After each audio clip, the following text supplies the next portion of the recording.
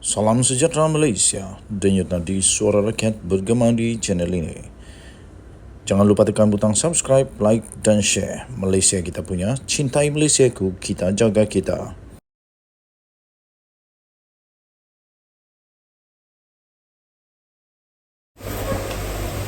Salam sejahtera Malaysia, selamat pagi tuan-tuan dan puan yang dihormati sekalian. Denyut nadi suara rakyat bergema di channel ini.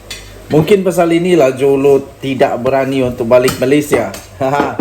Tapi betulkah Jolo masih hidup? Persoalannya, betulkah Jolo masih hidup? Di mana dia hidup sekarang kalau dia masih hidup? Saya pikir Jolo masih hidup, tapi cuma saja tak tahu di mana dia hidup sekarang. Kalau sudah tahu di mana dia hidup, pasti dia sudah kena tangkap. Yang terjadi baru-baru ini, tuan-tuan dan puan, rakan Jolo telah pun dibawa balik ke Malaysia, dan selepas itu kemungkinan besar banyaklah siasatan sebagainya dibuat kepada beliau. Malang sekali rakan Jolo yang baru dibawa kurang tak sampai sebulan saja di Malaysia ini telah dilaporkan meninggal dunia.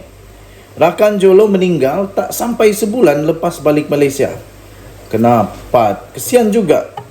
Kesian. Saya ingin merakamkan takziah kepada keluarga beliau. Semoga semuanya dapat kuat, tenang dan okey semua. Seorang individu yang dikatakan menjadi sekutu kepada ahli perniagaan dalam buruan, iaitu Loh Teck Joe atau dikenali sebagai Jolo, dilaporkan telah meninggal dunia tidak sampai sebulan pun selepas dia kembali ke negara ini. Satu sumber di Suruhanjaya Pencegahan Rasuah Malaysia (SPRM) telah mengesahkan kepada Malaysia kini seorang yang dipaparkan dalam obituari yang bernama Kee Kok Tiang adalah merupakan individu yang sama yang telah ditahan pada 3 Mei yang lalu.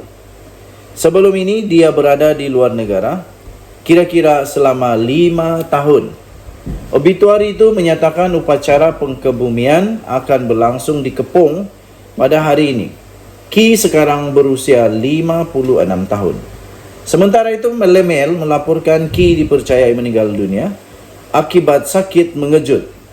Sebelum ini dilaporkan bahawa Kee telah dihantar pulang dari Macau kerana tinggal lebih masa visanya. Dia tiba di lapangan terbang antarabangsa Kuala Lumpur pada jam 3 pagi 3 Mei dan dia diarahkan untuk pergi ke ibu pejabat SPRM pada jam 10 pagi hari yang sama. Al Jazeera telah melaporkan semalam bahawa Kee memberitahu SPRM bahawa dia telah bertemu dengan Jolo dan buruan kes 1MDB yang lain, termasuklah Eric Tan Kim Long, Casey Tan Keng Chi, Ge Choh Heng dan Nik Faisal Arif Kamil di Macau. Kee juga dilaporkan berkata bahawa Loh telah mengarahkannya supaya jangan kembali ke Malaysia sebagai saksi dalam kes 1MDB. Kee kemudiannya dibebaskan tanpa sebarang pertuduhan dikenakan terhadapnya pada masa ini, kata laporan itu. Sumber SPRM memberitahu Malaysia kini pada awal bulan ini bahawa Kee disyaki telah menggelapkan wang daripada 1MDB dan SRC International melalui akaun sebuah syarikat bernama Rightshow Limited.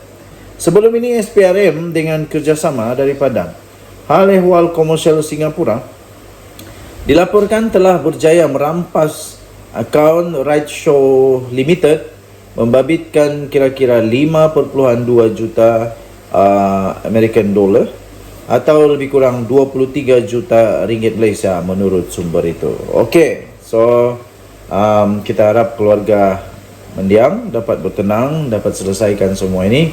Tapi kita masih lagi menantikan supaya Jolo dapat ditangkap, dibawa balik ke Malaysia. Denyut nadi suara rakyat bergema di channel ini. Bye-bye. Salam sejahtera Malaysia. Selamat pagi tuan-tuan dan puan yang dihormati sekalian. Denyut nadi suara rakyat bergema di channel ini. Azam Baki, Ketua Pengarah SPRM, arah mafia korporat Victor Chin Boon Long ditahan SPRM. Ini dipetik daripada corporatesecret.com. corporatesecret.com. Anda boleh lihat di sana bertarikh 31 Mei 2023, baru sebentar tadi diterbitkan. Dengan tajuknya, Azam Baki, Ketua Pengarah SPRM arah mafia korporat Victor Chin Bun Long ditahan SPRM. Suruhanjaya Pencegahan Rasuah Malaysia SPRM dilaporkan telah menahan Ketua Mafia Korporat Victor Chin Bun Long berhubung salah laku rasuah, rampasan syarikat senarai awam dan pengubahan wang haram. Menurut sumber, Victor ditahan tengah hari tadi selepas diminta untuk tampil di Ibu Pejabat SPRM Putrajaya bagi tujuan siasatan dan kemungkinan akan dibawa ke mahkamah esok bagi tujuan remat. Pada awal Mac yang lalu, PDRM melalui Setiausaha Polis Datuk Nur Syah Muhammad Saaduddin dalam Jabatan Siasatan Jenayah Komersial ataupun JSJK telah mengesahkan siasatan terhadap Victor Chin Bun Long di dalam penyelewengan yang berkaitan dengan syarikat Klasita Kelly Holding Berhad, iaitu 30.7 juta kes pecah amanah bawah Seksyen 409 Kanun Keseksaan. Bagaimanapun, setakat ini bahagian pendakwaan Peguam Negara belum lagi mendakwa kes itu di mahkamah. Fail forensik dan money trail penyelewengan keuangan sebanyak 30.3 juta di Klasita Holding Berhad, siasatan firma Vidos 5 juga didedahkan secara terperinci. Money trails jelas dikeluarkan kepada keluarga, bekas pemandu dan bodyguard. Tuan-tuan dan perempuan yang dihormati sekalian. Kemudiannya ada banyak lagi berita-berita berkaitan dengan ini dikongsikan di laman web ini. Antaranya tajuknya file forensik seleweng 30.3 juta Kelly Holding didedah.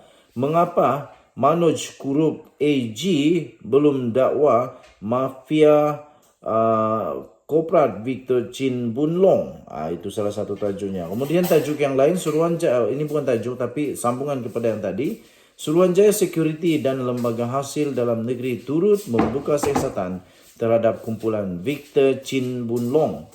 Penyambungan kontrak Tan Sri Azam Baki sebagai Ketua Pesuruhjaya SPRM merupakan peluang baru untuk membuktikan dakwaan penglibatannya terlibat dalam mafia korporat melibatkan Datuk Tan Kan Sai, pengarah BOK, dan Wong Yun Fui, bahagian siasatan di SPRM tidak benar.